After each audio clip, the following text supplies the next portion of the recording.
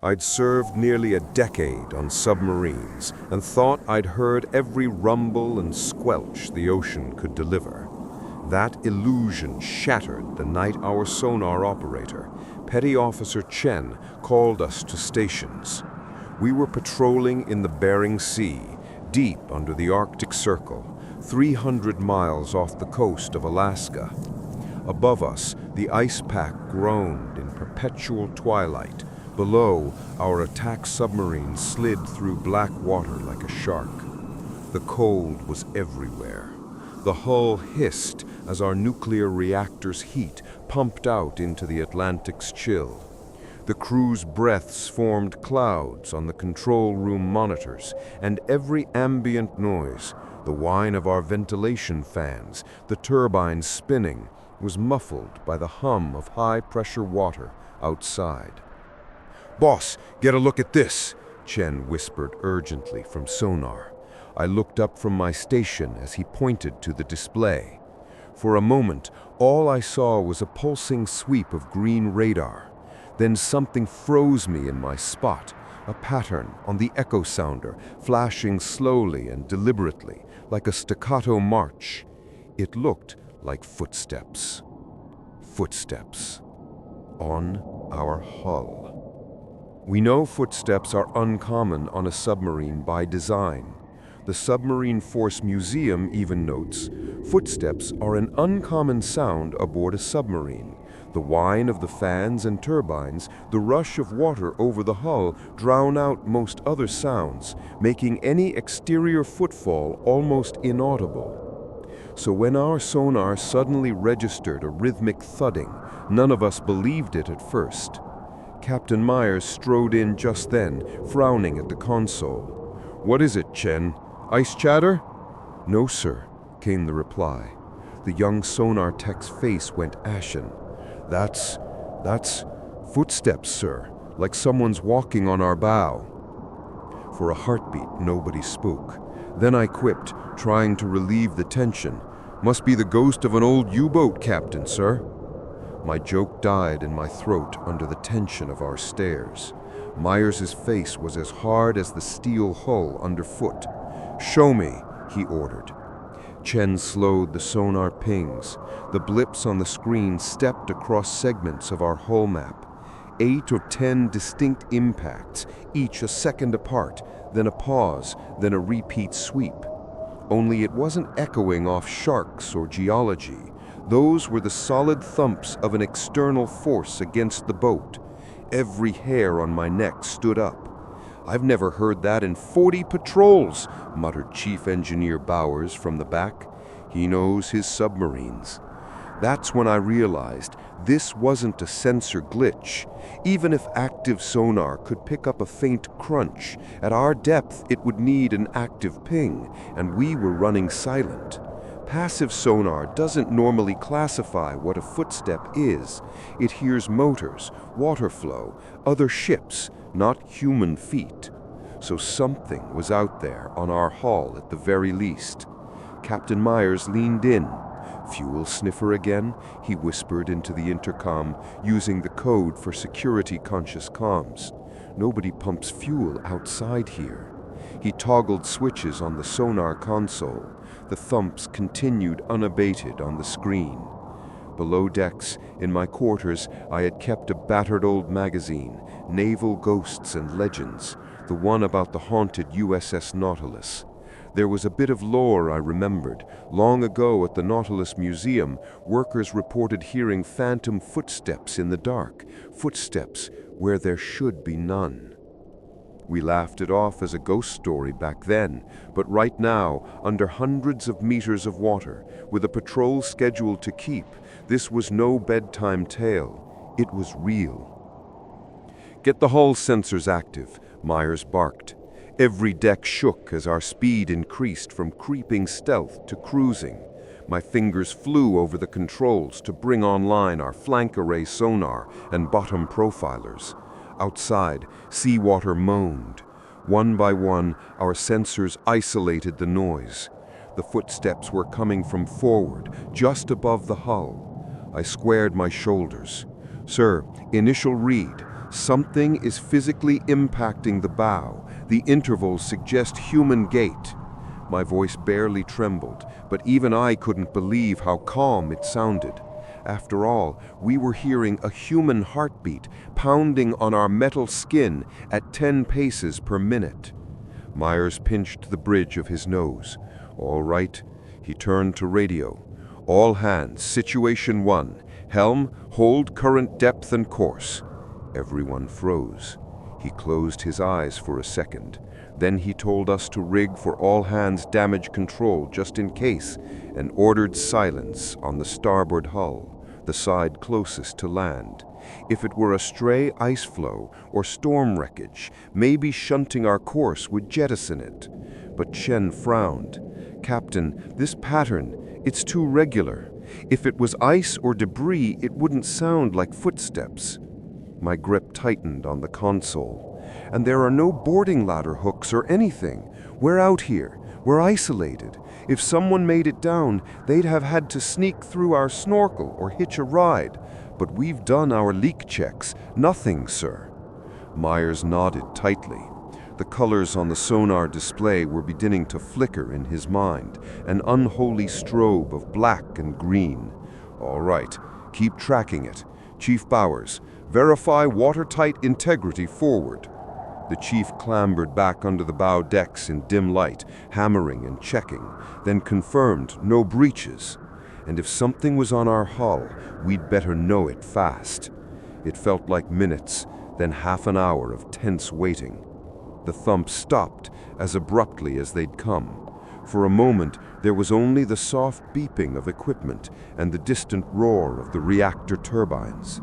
"That just stopped," Chen whispered. We all let out breaths we didn't know we were holding. No one cracked a smile. Myers remained silent at the sonar screen, his finger tapping an empty rhythm on the console. Then, "Keep eyes open. This mission stays secure. We proceed on current heading." We were forward in the Aleutians, on a mapping recon sweep near some of the old battlefields of World War II. In quiet voice, I told Chief Bowers, "Just like they found that old Grunion wreck out here. There could be anything beneath these waves." He nodded, recalling how the USS Grunion, a World War II sub lost in 1942, was only discovered wrecked on the Aleutian slope. Even underwater, memory can be more vivid than the dark. We spent the rest of that watch listening to static like never before. At 0500 hours, we surfaced to take star shots for navigation. Out on deck, the Alaskan dawn was a bleak gray line on the horizon. In the distance, an iceberg the size of a building ground against a pack. I shivered in the bitter wind, looking out past the conning tower, a mast of ice and metal etched against the sky, lonely as a sentinel. "Morning, sir," the bosun rasped, chewing on a piece of smoked jerky. "Never thought I'd see steps walking themselves by sonar." My throat tightened. I managed, "Yeah, me neither." We docked at the ice station to replenish and send out a quick report. On the long descent, that morning's sunlight faded, and I realized the endless day was behind us again. The next hours dragged. Myers convened a confidential meeting in the wardroom with the officers. We hashed over possibilities. It looked like nothing we knew. Sub-footsteps should not exist. We ruled out Arctic monoliths, ghost whales, and rogue timber. Fuel and cargo lines checked clear. Our buoyancy was perfect. No debris stuck. Nothing should have been on the hull. So the theory hatched was we heard footsteps but didn't actually see them. Some underwater phenomenon. Maybe our sonar man was hallucinating echoes, or our sonar array cross-interference. Or maybe, fathoms away, some diving operator or enemy was trying to sabotage us. "Check hydrophone logs," commanded Myers after long silence. We probed every recording. If something or someone had stepped on hull, that vibration could travel through water and hull steel. but the logs just showed the same pattern, a slow thudding sequence, like boots, and nothing else meaningful. We did a test. I ordered a pinger on the sonar dome, a single short active ping toward the seabed. The clap echoed back. If anything was outside, it should have responded or changed pattern, but the footsteps pings remained unchanged after. Chief Bowers had a theory. Leaning over the ship's knuckles by the skylights in the control room, he said, "What if it's some kind of living creature, not mechanical? Something big pushing on the hull with paws or something?" The men snorted. "With submarine respect," someone deadpanned. "Didn't know our fish got that advanced." He frowned.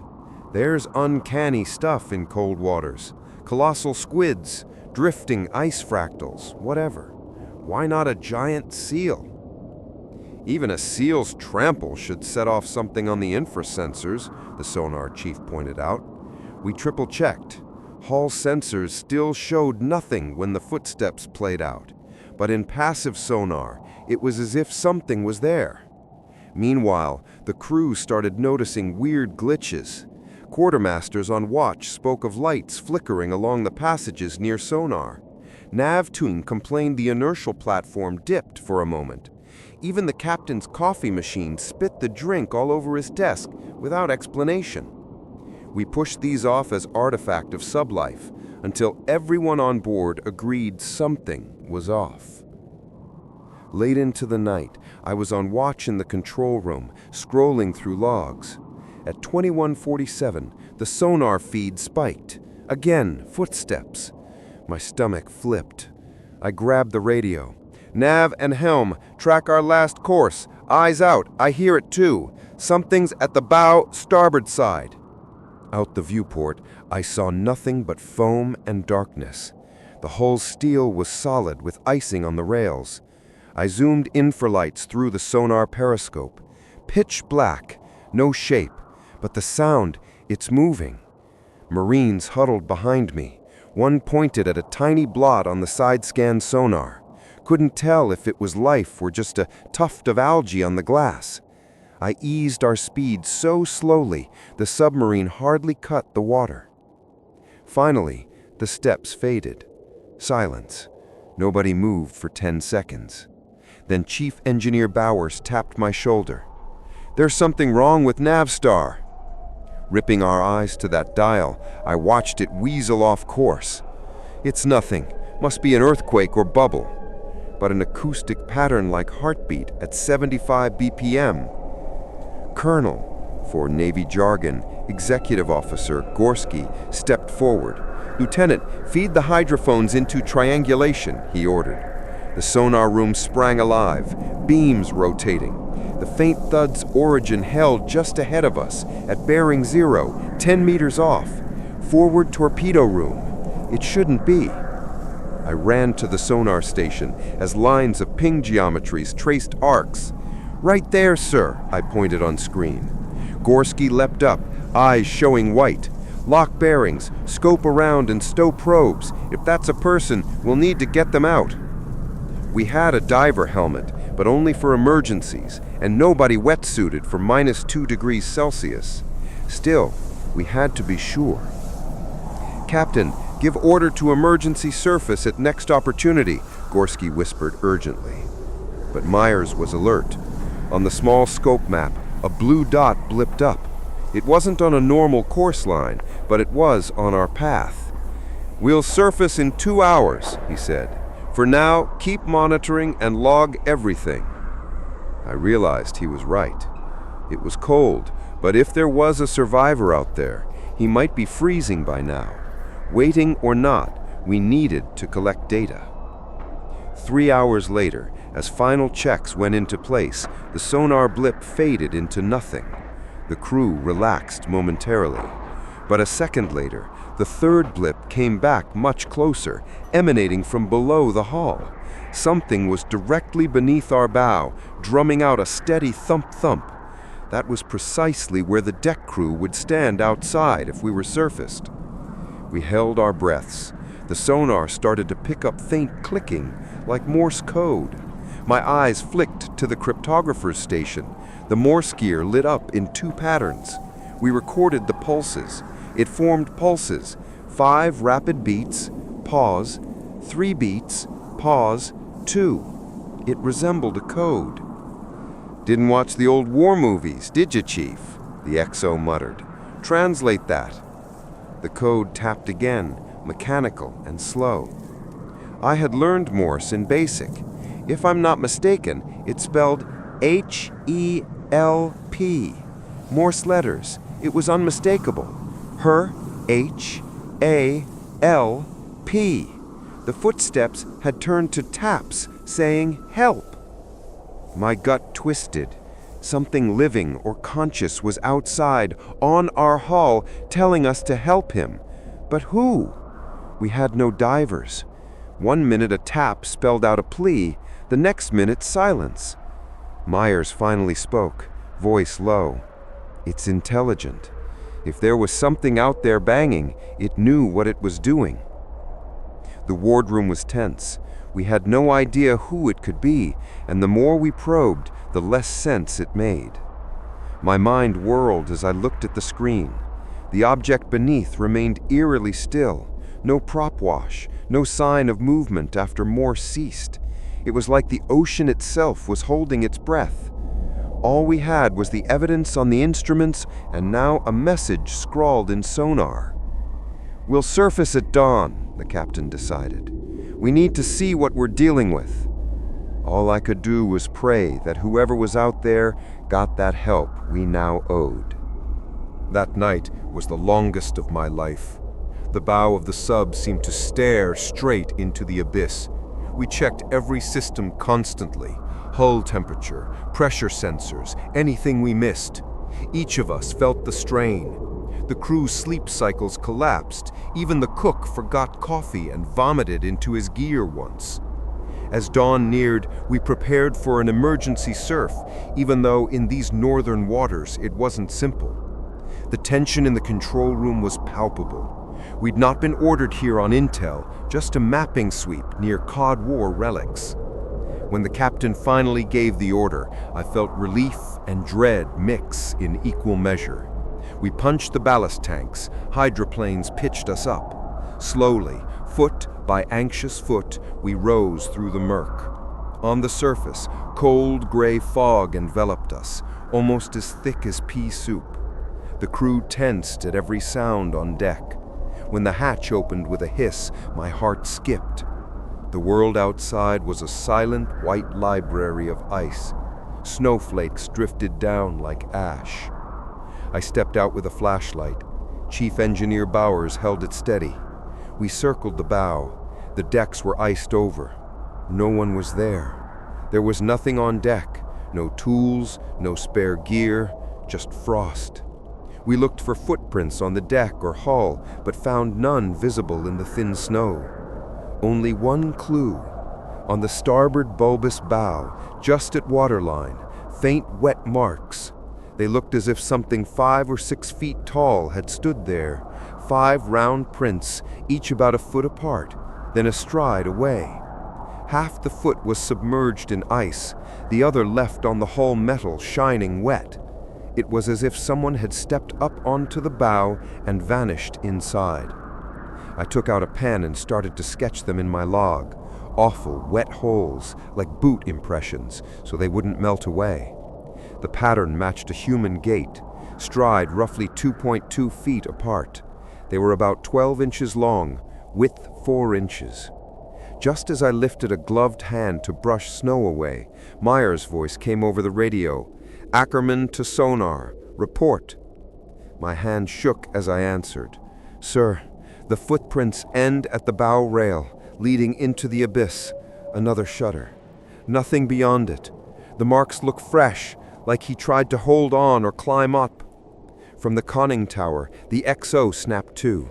"We're picking up something on infrared at 15 yards off the bow. A shape, faint." Everyone's eyes were wide. Then follow that with a thump against the hull. My ears rang. We all gasped.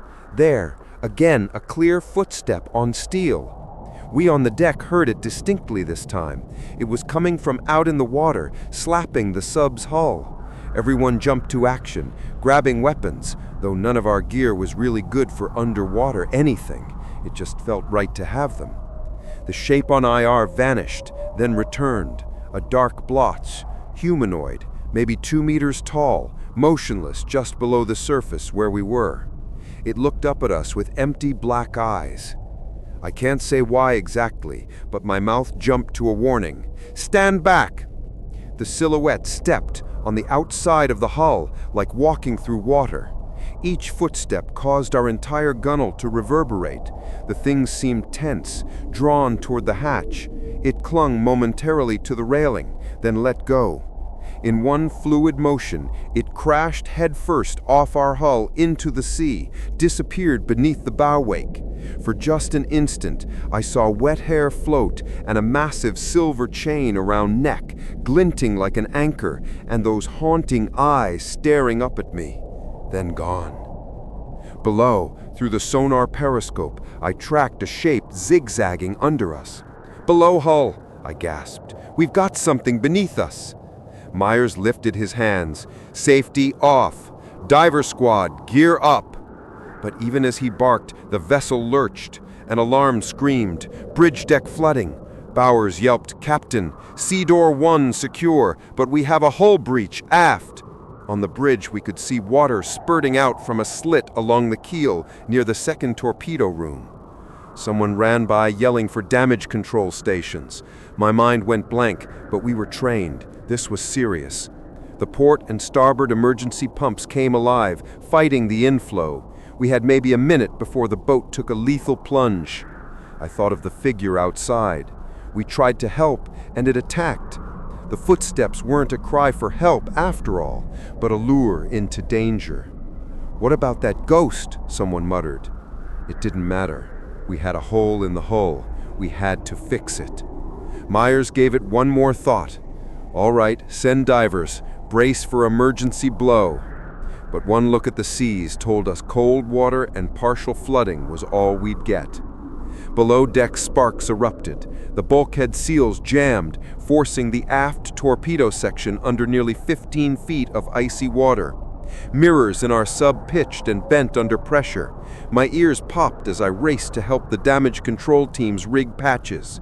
In that chaos, a single thought: it was out there, and it was furious. I locked eyes with our sonar tech Chen for a second. He just shook his head, terrified. And then it struck again. Footsteps. 3 thumps, loud and heavy on the hull's side. It must have backed into us to escape or something. Water poured over our feet as if the sea itself had breached. The clamor and sirens overwhelmed everything. By the time the ship settled a bit and the pumps started dragging seawater out, 3 crewmen were missing, 2 divers and Petty Officer Chen. Each had vanished during the breach chaos. No radio call, no broadcast, just gone. When the dive team returned, one by one, they had nothing to report. The sub's sonar hadn't detected Chen's last location or a body. It was as if they were forcibly removed. On the bleak deck that morning, Myers said nothing. He just stared through binoculars at the endless white. We were still afloat, but barely. There was no sense lingering. We limped back to port at reduced speed, the hatch closed for the trip. Only at sunset, when all watches were off and I was alone in the wardroom, did I finally allow myself to shake. I pounded the table. This was impossible. Someone outside was responsible. An eyewitness, 2 missing men, and our ship barely intact. Chief Bowers quietly joined me. "Did you hear anything, son?" he asked, eyes down. I nodded. He shook his head. "I don't think human being could have done what we saw. Something else out there." He tapped his temple. We heard the footsteps. We heard a dead man walk. It was too much. There was nowhere on a standard battlefield for an explanation. No Russian frogman group is that sneaky. Plus, they'd leave traces. No enemy sub would toss a guy just to rescue him after. We lost 3 good sailors and nearly our boat for no answer. By the time we cleared Alaskan waters, Myers had finished his report to the Admiralty. He packed it with sensor logs, sonar snippets, and his personal breakdown. But he was careful. He labeled it simply as sub-hull breach, unknown cause, and marked it top secret. Asterisk, follow-up needed. There was no room for ghost talk, of course. Meanwhile, aboard, the crew was silent, haunted. Chen's little desk sat empty in sonar. The divers' bunks cold. We all knew something unimaginable happened, but my lips were sealed. In the days that followed, the submarine base was on high alert. Every sonar watch and periscope eye was retrained, yet nothing more ever came. Theoretically, we were still in a hostile zone, but the strange presence seemed satisfied and vanished. When I had a moment off duty, I finally opened an old naval reference in the sub's library on Polynesian and Arctic folklore. There, in dusty text, I read something that made my skin crawl. Tlingit legends of the Kushtaka or Kushtaka, shape-shifting otter people who haunt the waters. One line stood out. They imitate the cries of a baby or a woman to lure victims in. They could leave men sapped and drawn into the sea. Tlingit oral history was clear that Kushtaka prey on loners near the shoreline, but maybe we gave one just what he wanted, a mate's voice? We never heard any other voice except one we imagined in static, but perhaps in our stress we missed it. If the Kushtaka myth was real, then mimicking footsteps on a metal hull didn't seem too far-fetched for a river-rotter man on a mission. In our case, perhaps it had used the Morse to mimic human intelligence. At port, the Navy brass debriefed us under an official press of caution. We had orders. If anything doesn't fit, note it, but file it under operational hazard. It reminded me of something I once read, the order to quietly report anomalies, but never record them. In those secret offices, I suspect they classify oddball losses as the price of secrecy. We were told to stay mum on the details, and to say it was likely a rogue cleft in the hull. We obeyed. Days blurred into routine patrols. The Arctic winter closed in. Storms tossed our ship on its axis. Every now and then, a sonar watch might catch a near-personal blip in the ice field, a swirl in the sonar water, but nothing as real as before. We rarely talked of that night. I saw the haunted looks on faces, but none asked outright, "How do you explain footsteps on the hull without sounding insane?" One evening, I confided to the XO over dinner. It felt like we were trespassing in their territory. He just stared at me across the table and muttered, "That thing didn't want to hurt us exactly. It was protecting something. Did you catch how it tried to pull one of the divers off? Like, keep us away?" His words chilled me. The lost divers had been acting like intruders, maybe scanning sonar and poking the bow. Perhaps we provoked it, and it defended some undersea lair, with the consequence of nearly sinking our boat. The code phrase, "help," suddenly felt ominous, like a trap invitation. If it was indeed intelligent, we had walked into a call, and it did not like what we did in response. Weeks later, we trained in the Mediterranean, trying to shake the memory. But at night, I'd still wake at 3 a.m., drenched in sweat, hearing the phantom thumps again. Once, it felt so real, I punched a pressure gauge by accident. One midnight, I stood a deck watch on the conning tower. Nostalgia for the sky above creeping in. I saw through the periscope IR, that flat gray water. And then, just at the edge of sensor range, a white shape flickered in and out of existence. A massive shark or an otterman, I couldn't tell. It was there for a heartbeat, then gone. My hands gripped the railing for steadiness. We returned home to cheers, but none of us could celebrate. That mission marked each of us in ways we could never admit. Chen's parents never found what happened to their boy. Officially, he was lost at sea during operations. A few months later, a malfunction took the chief engineer from us. Ironically, the same failure mode we'd seen as near miss during the hull breach. The sailors whispered a curse on that sub. I asked for a transfer. The Cold War politics at home grew intense, and I didn't fancy sitting in such silence any longer. But long after I was off that boat, my nights still woke to thuds on silent hull. You never truly escape listening when you've once heard footsteps where they should not be. In the years after, several eerie things happened in those high latitudes. I stumbled on a short story by a civilian marine biologist who described hearing rhythmic knocks in isolated waters just north of the Gulf of Alaska. His sonar array recorded patterns like heartbeats deep under the seafloor. He didn't know what it was either.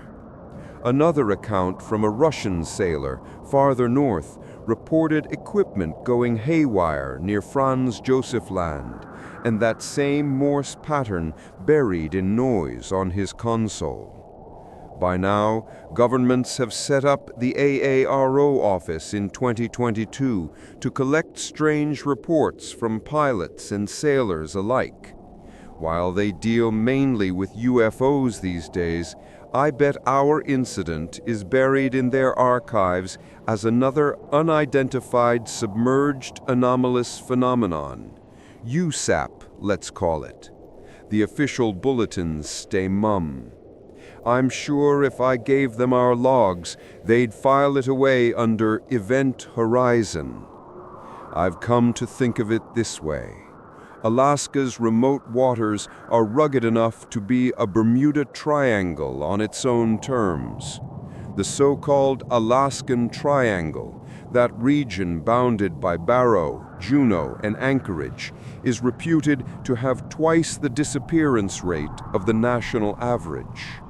It's a land and sea of mystery, from vanished planes to lost people, where shifting ice and fierce storms can literally swallow all traces of life. Some blame a vortex of nature. I suspect that something else like what we faced prowls those waters, unseen. Sometimes I imagine the crew of the Grunion, lost on her first patrol. 52 sailors swallowed by the Pacific. 3,000 submariners missing in World War II in the Pacific Fleet. Their ghosts, if any, have waited long. Perhaps some legendary sea creature decided this week to pay a visit to another sub. We offered a hand on that hull. They answered with footsteps. If it was a warning or a welcome, I'll never know. All I learned was you can delete coordinates from a map, but if something alive still moves there, it remembers. Outside, the waves lap my hull and the deep time currents hum. I too have become a keeper of secrets from that patrol. No matter how modern the world gets, there are still places utterly alien. The dead zone beneath Arctic ice, where our sonar claimed a heartbeat and the deep heard steps.